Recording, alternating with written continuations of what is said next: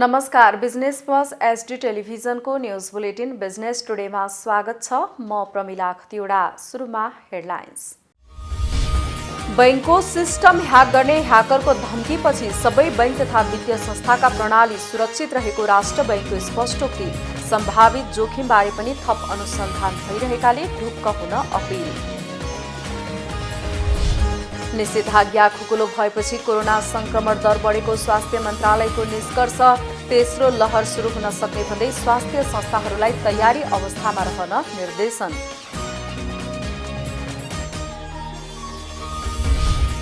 भाडा समायोजन र कोरोना विरुद्धको खोप माग गर्दै यातायात व्यवसायीहरूद्वारा काठमाडौँमा र्याली। सार्वजनिक गाडीहरूको भाडा समायोजन नहुँदा सवारी चलाउनै नसक्ने अवस्था आएको उनीहरूको गुनासो। भारततर्फको बाँधका कारण निकासको उचित व्यवस्थापन नहुँदा सप्तरीका सयौं घर डुबानमा। परियोजनालाई राजनीतिकरण गरिएपछि कार्यान्वयन पक्ष फितलो।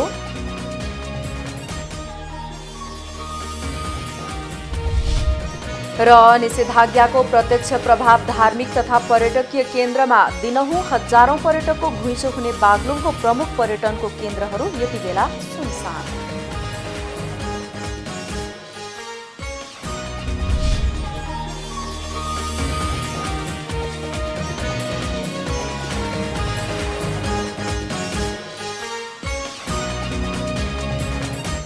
बिजनेस टुडेको सुरुमा नेपाल राष्ट्र बैंकले नेपालका सबै बैंक तथा वित्तीय संस्थाका प्रणालीहरू सुरक्षित रहेको स्पष्ट पारेको सम्बन्धी समाचार। नेपाल राष्ट्र बैंकले अहिलेसम्म नेपालका सबै बैंक तथा वित्तीय संस्थाका प्रणालीहरू सुरक्षित रहेको स्पष्ट गरेको छ। अपरिचित व्यक्तिबाट नेपालका 15वटा बैंकको सिस्टम ह्याकिङ गरी पैसा चोरी गर्ने चेतावनी आएको सन्दर्भमा राष्ट्र बैंकले बैंकहरूको सुरक्षा व्यवस्थाप्रति ढुक्क हुन आग्रह समेत गरेको छ। इनिसियल सेक्युरिटी एसेसमेन्ट रिपोर्टका आधारमा अहिलेसम्म सबै सिस्टम सुरक्षित रहेको राष्ट्र बैंकको भनाइ छ। सम्भावित जोखिमबारे पनि थप अनुसन्धान भइरहेकाले ढुक्क हुन राष्ट्र बैंकले सर्वसाधारणलाई अपिल गरेको छ। बुधबार नेपाल राष्ट्र बैंक सहित 15वटा बैंकको सिस्टम ह्याक गरी पैसा चोर्ने चेतावनी दिँदै ती संस्थाका उच्च अधिकारीहरूलाई अपरिचित नम्बरबाट फोन र इमेल आएको थियो। ह्याकरले राष्ट्र बैंकका प्रवक्ता देवकुमार ढकाल, सहप्रवक्ता नारायण पोखरेल र नबिल बैंकका प्रमुख कार्यकारी अधिकृत अनिल केसरी शाहको इमेलमा राष्ट्र बैंक सहित 15वटा बैंकको सिस्टम ह्याक गर्ने उल्लेख छ। राष्ट्र बैंकबाट जानकारी आएपछि आफूहरू सतर्क अवस्थामा रहेको र कुनै गडबडी नदेखिएको सम्बन्ध बैंकहरूले जनाएका छन्। ह्याकरले बुधबार पठाएको पत्रमा Rashtra bank, Kumari bank, Nepal bank, Nabil bank, Rastriya Banijya bank, Machhapuchchhre bank, NMB bank, NIC Asia bank, यसैगरी bank of Kathmandu, citizens international bank, Sanima bank, Everest bank, Nepal investment bank र हिमालयन बैंकको नाम उल्लेख गरिएको छ। नेकपा एमालेका वरिष्ठ नेता एवं पूर्व प्रधानमन्त्री माधव कुमार नेपालले आम जनतालाई कोरोना खोपको आवश्यक व्यवस्था मिलाउन सरकारको गम्भीर ध्यानाकर्षण गराउनु भएको छ। 43औं पुष्पलाल स्मृति दिवसको अवसर पारेर बिहिबार काठमाडौँको चम्पादेवी स्थित पुष्पलाल स्मृति पार्कमा आयोजित कार्यक्रममा बोल्दै उहाँले खोपको व्यवस्था मिलाउन सरकारसँग आग्रह गर्नुभएको हो।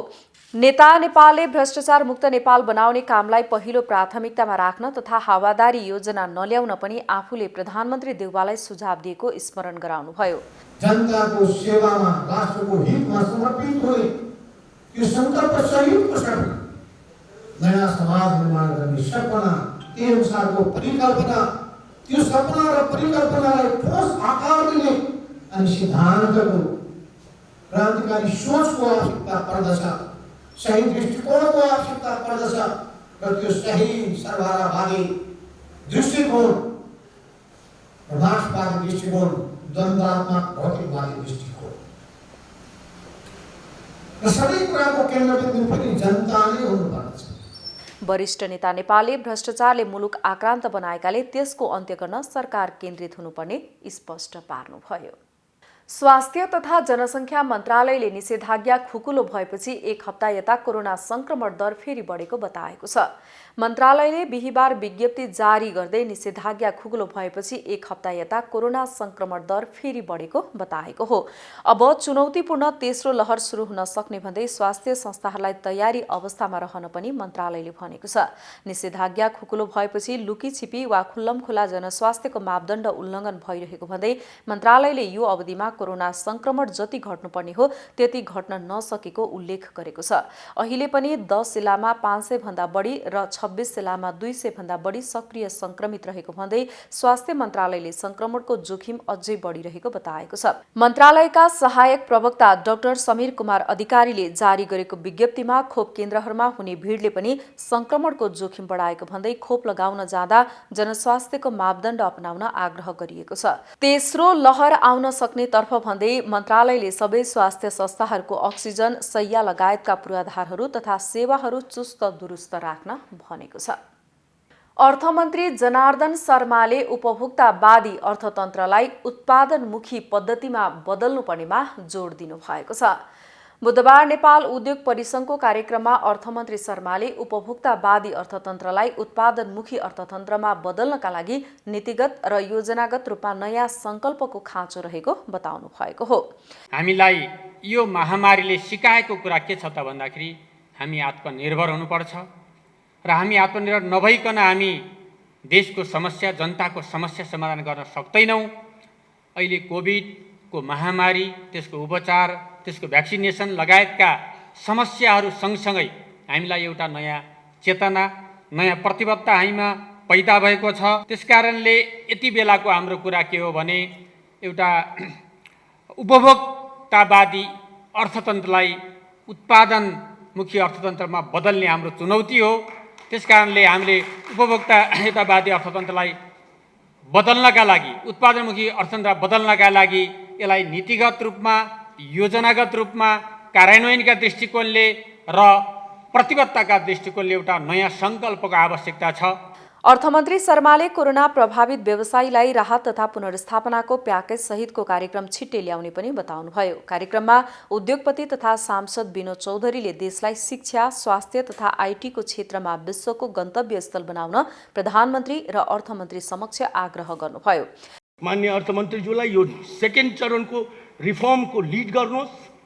यो सेकेन्ड चरणको चाहिँ यो टोटल स्विपिङ रिफर्म्सलाई लिड गरिकन नेपाललाई एउटा यस्तो हब बनाउनुहोस् कि यहाँनिर विश्वका, साउथ एसियाका मात्र होइन, विश्वका बेस्ट एजुकेसन इन्स्टिट्युसन्सहरू, बेस्ट हेल्थ इन्स्टिट्युसन्सहरू, बेस्ट चाहिँ यो चाहिँ बिपिओ र चाहिँ आइटीका क्षेत्रका चाहिँ इन्स्टिट्युसन्सहरूले नेपाललाई गन्तव्यको रूपमा रोजोस्।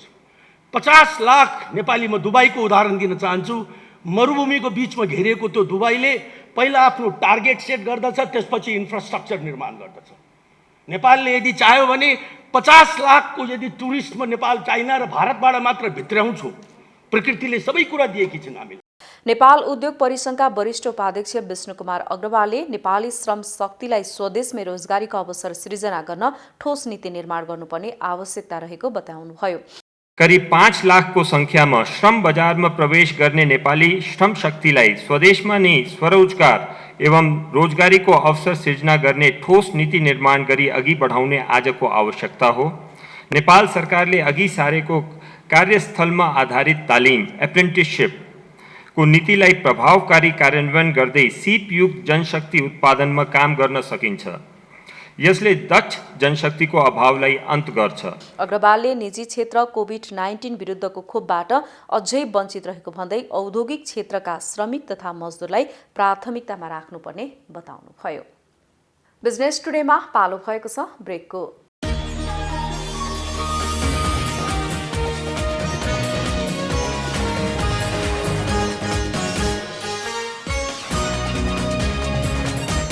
बिजनेस टुडेमा पुनः स्वागत छ। अब बाँकी समाचार।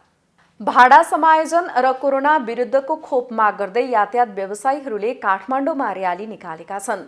व्यवसायीहरूले बिहीबार बिहान आफ्नो सार्वजनिक यातायातका साधनसहित र्याली निकालेका हुन्। बालाजु जोरपाटी लगायतका स्थानबाट निकालिएको सो र्यालीले रिङ रोड परिक्रमा गरेको थियो। साना ठूला सार्वजनिक गाडीहरू एकसाथ रिङ रोडमा निस्किँदा उपत्यकाको ट्राफिक व्यवस्था अस्तव्यस्त भएको थियो।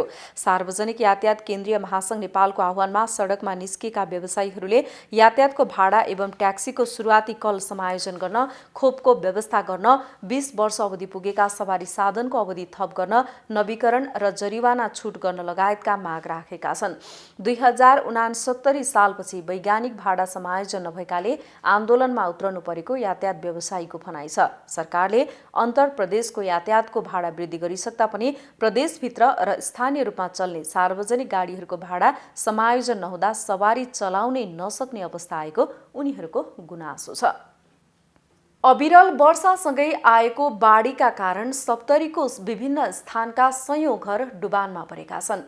भारततर्फको बाँधका कारण बाढी निकासको उचित व्यवस्थापन नहुँदा सयौं घर डुबानमा परेका हुन्।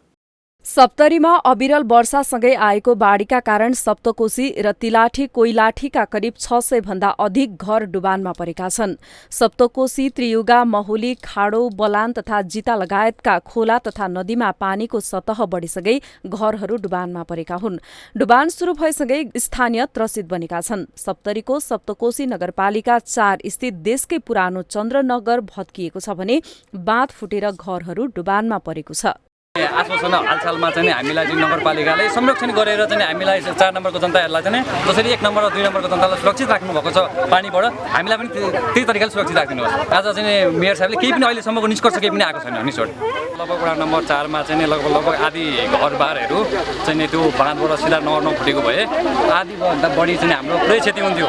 यो हाम्रो चाहिँ जङ्गलको पानी एकलौटी ल्याएर जङ्गलको फतेपुरदेखि बग्ने पानी सबैतिरको बग्ने पानीले एकलौटी ल्याएर बगाएको हुनाले गर्दाखेरि पानीको निकास नभएको कारणले गर्दाखेरि हाम्रो 4 नम्बर भएको 4 नम्बरमा उपस्थित बस्नु भएको बस्तीहरूमा चाहिँ पूर्ण रूपमा डुबानमा छ। अहिले बाँध फुटेर आइरहेको रहेछ। त्यहाँबाट म कुदेर आएँ होइन, आउँदा आउँदै मेरो मोबाइल पनि फेरि हातमा थियो, छिटेर कापुको लडेँ म पानीमा। आइपुग्दाखेरि यहाँनिर तर्न सक्ने अवस्था थिएन, पौडी खेलेर आएँ यतापट्टि। आउँदाखेरि अनि सबैलाई बोलाएँ, मेरो स्वर पनि सुकिरहेको छ रातभरि कराएको सबैलाई।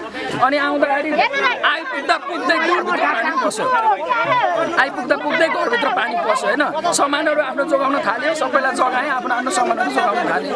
अनि त्यसरी भयो। अनि त्यति भइसकेपछि हुँदाहुँदै एकछिनपछि ड्याममा गरेको आवाज सुन्यो।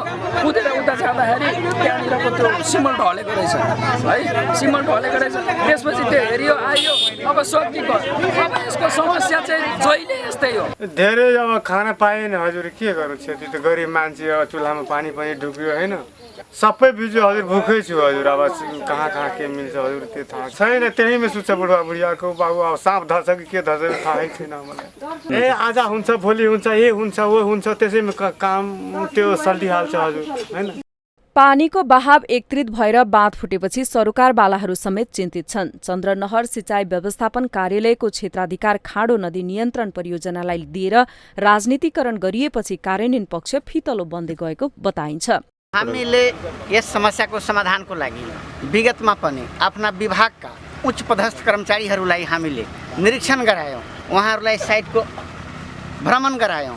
साथसाथै जाइका जुन यस प्रोजेक्टमा लागू हुने भएको छ उहाँको पनि तपाईँको विस्तृत रूपमा सर्वेक्षणको काम चलिरहेको छ र जाइकावालाहरूले पनि साइटमा आएर यो भिजिट गरेर गइसक्नु भएको छ। अब निकट भविष्यमा यही आवमा सायद जाइकाको प्रोग्राम यहाँ लन्च हुन्छ। लन्च हुने बेलासम्ममा यसको व्यवस्थापन हामीले गर्ने उहाँहरूलाई सुझाव पनि दिएका छौँ र सम्भवतः यो हुन्छ पनि होला। प्रभावित क्षेत्रमा अनुगमनमा पुगेका स्थानीय जनप्रतिनिधिमाथि नै स्थानीयले घेरा हालेका थिए। सो पश्चात तत्कालीन समाधानका लागि अस्थायी बाँधको तयारी गरिएको छ। तत्कालीन तयारीमा हामीले गऱ्यौँ भने के भनेदेखि जस्तै अब काहीँ चाहिँ अलिकति डाउन चाहिँ एरिया छ भने त्यहाँ चाहिँ माटो थप्ने, बोरा भर्ने अथवा चाहिँ टाटी बेरा गर्ने, चाहिँ बाँसको चाहिँ लगाएर त्यहाँ बोराहरू लगाउने। अब आपतकालीन गर्ने भनेको त यही हो र हामीले प्रत्येक वार्डमा यी काम भएका छन्।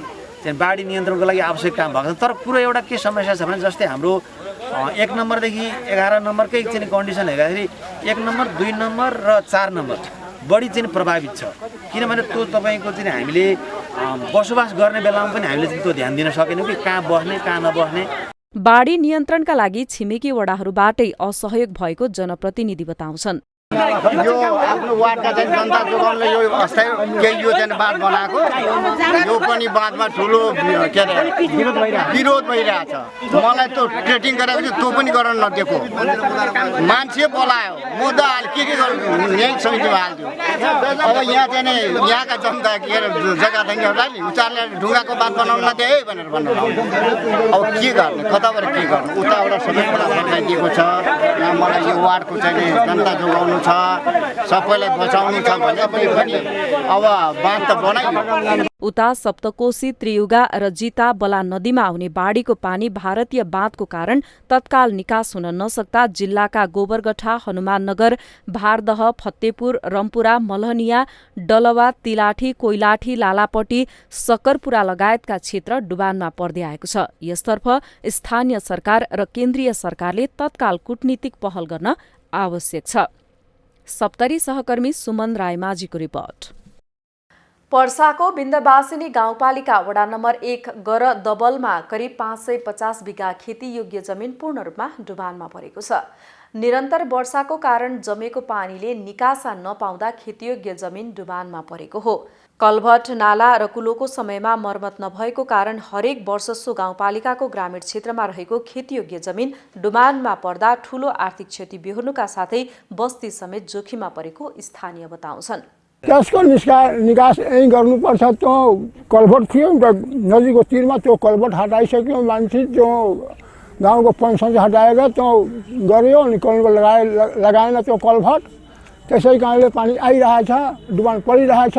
हामीहरू कति चोटि भने एमे देखी एने करी एमे बहुत बड़ा समस्या हो गई बा। एमे समस्या पहले बिया गिरनी से उ गल गई, जहाँ तहाँ से बिया किन किन के लिया के हमनी के खेत रोपनी सन, तो वही पर एने करी दोबारा एने करी फिर भी गल गई। अब हमनी के इतना समस्या बा, कोई एकर के सुनवाई करे वाला नहीं है। कोई ना गाँव पालिका देखता, ना हमनी के प्रदेश सरकार देखता, ना कोई देखता। तो सरकार 3 गो सरकार बालू हमनी के माने क्षेत्र में। गाउँपालिकाले के गरेछ भन्नाले यो आएर अस्ति पनि गाउँपालिका अध्यक्ष मैले देखेको थिएँ, गाउँपालिका अध्यक्ष आएर पुरै निरीक्षण गरेर जानुभयो, तर त्यसपछि कुनै प्रतिक्रिया छैन। म के अनुरोध गर्छु, त्यो गाउँपालिका अध्यक्ष सँगसँगै हाम्रो माननीय के अरे सङ्घीय सांसद पनि हुनुहुन्थ्यो।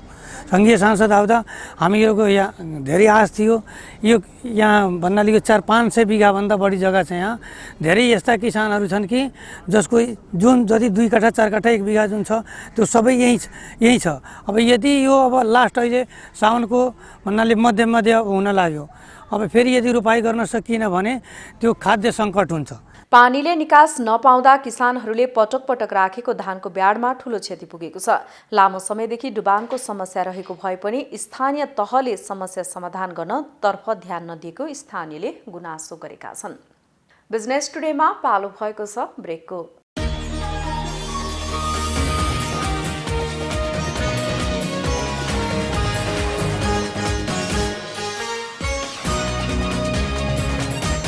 बिजनेस टुडेमा पुनः स्वागत छ। अब बाँकी समाचार।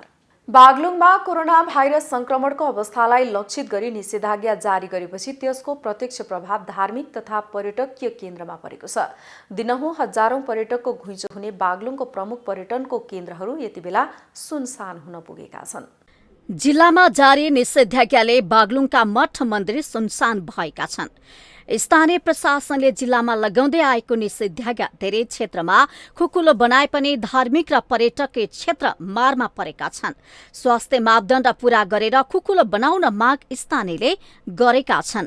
ब्रह्मकुमारी विश्वविद्यालय, ओम शान्ति, बुद्ध विहार, मस्जिद जस्ता धार्मिक संस्थाहरू बन्द गर्न नहुने भन्दै बागलुङवासीले विरोध गर्न थालेका छन्। स्वास्थ्य मापदण्ड अपनाएर भौतिक दूरी कायम गरेर स्वास्थ्यको क्षेत्रलाई अलिकति मध्यनजर गरेर धार्मिक स्थलहरू पनि बिस्तारै बिस्तारै खोलिदिनुपर्छ। नत्र भने यसरी चाहिँ प्रतिबन्ध उजै गर्ने हो भने, लकडाउनै गर्ने हो, धार्मिक क्षेत्रहरूलाई बन्दै गर्ने हो भने यो ईदको बिदा किन र धार्मिक क्षेत्रहरू बन्द गर्ने, हिन्दूका मठ मन्दिरहरू बन्द गर्ने, अरू चाहिँ संस्थाहरूलाई खुल्ला राख्न। ओम शान्ति चलेकै छ, विविध यस्ता अरू धार्मिक संस्थाहरू चलेकै छन्, मठ मन्दिर मात्रै बन्द किन? यसलाई पनि स्वास्थ्यको मापदण्ड अनुसार बिस्तारै खोल्नुपर्छ त्यो मेरो भनाइ हो। लकडाउनपछि क्रमशः सबै क्षेत्र बजारहरू खुल्दै गरेको अवस्थामा अहिले धार्मिक मठ मन्दिरहरू चाहिँ बन्द रहेको अवस्था छ र यो कुरालाई मध्यनजर राख्दै सुरक्षा सतर्कता अपनाउँदै र प्रशासनले पनि राम्रो निर्देशन दिएर सबै स्वास्थ्य सतर्कता मापदण्ड अपनाई धार्मिक क्षेत्रहरू खोल्नुपर्ने आवश्यकता देखिन्छ। बागलुङको प्रसिद्ध धार्मिक शक्तिपीठ कालिका भगवती मन्दिर बागलुङ र पर्वत पाङ जोड्ने विश्वको सबैभन्दा लामो 567 मिटरको झोलुङ्गे पुल र बागलुङ नगरपालिका वडा नम्बर 6 मा रहेको सर्वसिद्धिधाम पञ्चकोट यति बेला सुनसान छ।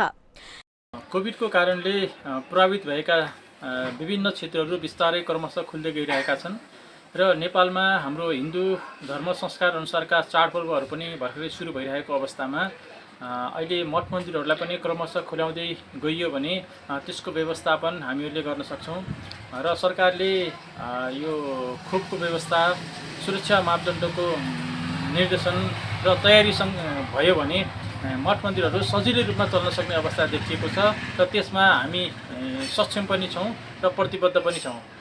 जिल्लामा निषेधाज्ञा जारी गरेपछि मठ मन्दिर पर्यटकीय केन्द्र सबै बन्द हुँदा यसले सबै क्षेत्रमा असर पुर्याएकोले कोरोनाको भ्याक्सिन छिटोभन्दा छिटो सबैलाई दिएर यी क्षेत्रहरूलाई खुलाउनु पर्ने होटल तथा रेस्टुरेन्ट व्यवसायी सङ्घ बागलुङले माग गरेको छ। कोभिडको जुन लकडाउन थपिने क्रम भइरहेको छ र खुकुलो रूपले जुन खोलिँदै गइरहेको छ त्यसमा विभिन्न सेक्टरहरू खोलिराख्दाखेरि सबभन्दा धेरै प्रभावित भएको क्षेत्र यस होटल तथा पर्यटन क्षेत्रलाई अझसम्म खुल्न सकेको छैन। हाम्रो होटल व्यवसायको माग के छ भने हामी 50% अकुपेन्सी रूपमा खोल्न तयार छौँ भन्दाखेरि पनि हाम्रो कतैबाट सुनवाई भएको छैन। खोपको कुरामा पनि अहिले हामीले 1300 नागरिक सहर ठानिएको छ। खोपमा सबै व्यवसायहरूले वस्तुगत व्यवसायहरूले खोप लगाइसके, होटल व्यवसायहरूको कतै काहीँ सुनवाई पनि भएको छैन, नाम पनि भएको छैन। स्थानीय प्रशासनले जिल्लामा लगाउँदै आएको निषेधाज्ञा 1 महिना यता केही खुकुलो बनाएको छ। पसल, बैंक तथा वित्तीय संस्था सञ्चालन गर्ने अनुमति दिएको छ, तर मन्दिरमा रोक लगाउँदा यसले धेरै क्षेत्र प्रभावित बन्न पुगेको छ। बागलुङ सहकर्मी सुभाष आचार्यको रिपोर्ट। साताको अन्तिम कारोबार दिन नेप्से परिसूचक बढेर 3000 बिन्दुभन्दा माथि बन्द भएको छ। नेप्से बढेसँगै यस दिन कारोबार रकममा पनि 11 अर्ब नागेको छ। अघिल्लो कारोबार दिन अर्थात् मंगलबार 9 अङ्कको करेक्सन भएको बजार बिहिबार करिब 19 अङ्कले बढेको छ। बिहिबार नेप्से परिसूचक 18.75 अङ्कले बढेर 3004.31 बिन्दुमा पुगेको छ। त्यसैगरी सेन्सेटिभ इन्डेक्स 4.06, फ्लोट इन्डेक्स 1.86 अङ्क र सेन्सेटिभ फ्लोट इन्डेक्स 1.88 अङ्कले बढेको छ। बिहिबार 222 कम्पनीको 1,14,772 पटकको कारोबारमा 11 अर्ब 11 करोड 41,21,000 रुपैयाँ बराबरको 5,59,64,000 किता सेयर खरिद बिक्री भएको छ। बुलेटिनको अन्त्यमा अहिलेसम्मका हेडलाइन्स। बैंकको सिस्टम ह्याक गर्ने ह्याकरको धम्कीपछि सबै बैंक तथा वित्तीय संस्थाका प्रणाली सुरक्षित रहेको राष्ट्र बैंकको स्पष्टोक्ति। सम्भावित जोखिमबारे पनि थप अनुसन्धान भइरहेकाले ढुक्क हुन अपिल। निषेधाज्ञा खुकुलो भएपछि कोरोना संक्रमण दर बढेको स्वास्थ्य मन्त्रालयको निष्कर्ष। तेस्रो लहर सुरु हुन सक्ने भन्दै स्वास्थ्य संस्थाहरूलाई तयारी अवस्थामा रहन निर्देशन।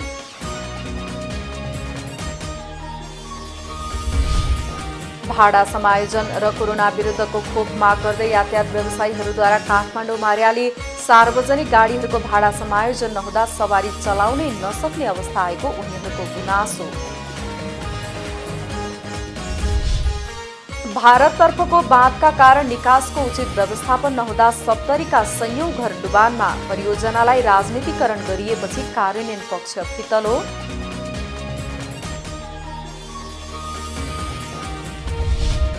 र निषेधाज्ञाको प्रत्यक्ष प्रभाव धार्मिक तथा पर्यटकीय केन्द्रमा। दिनहुँ हजारौं पर्यटकको घुइँचो हुने बागलुङको प्रमुख पर्यटनको केन्द्रहरू यति बेला सुनसान।